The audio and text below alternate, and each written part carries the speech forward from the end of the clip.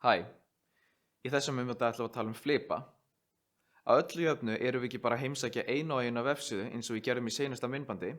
Við getum verið að skoða allt upp í 10 til 20 vefsíður í einu. Rétt eins og hvernig bækur eru með flipa sem auðvelda okkur að hoppa í mismunandi hluta bókarinnar, þá getum við líka nota flipa í vafranum okkar til þess að auðvelda að hoppa á mismunandi vefsíður.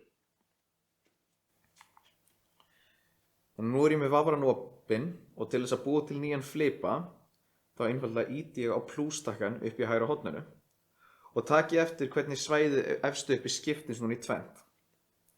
Núna er ég með vefsíðu RÚV opna í öðrum flipanum og ef ég vil fara á aðra fréttasíðu eins og til dæmis Morgunblaðið þá get ég opnað nýjan flipa, farið á mbl.is og þannig heimsótt þá síðu með svipuðum hætti og ég heimsótti hina síðuna.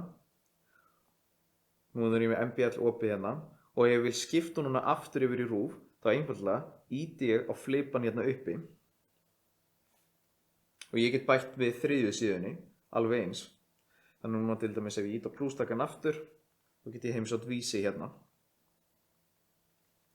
Enn einu sinni ég ætla að heimsækja Wikipedia í nýjum flipa, þannig ég ýti á plústakkann, fer á wikipedia.is og núna get ég auðveldlega að skipta á milli alla þessara vefsíðna með því að ýta á flipa fyrir síðuna. Og ef við erum með mjög marga flipa að opna, þá getur verið erfitt að lesa alla flipana hérna uppi og þá getum við ýtt á þetta tákn hérna með gluggunum uppi til hægri og þá fæ ég svona myndrænt yfirlit yfir alla flipana mína og þetta er ekkert ósvipað því hvernig við getum fengið yfirlit yfir öll forritin sem við erum með opin með því að ýta tvisvarsinnum á heimatakkann.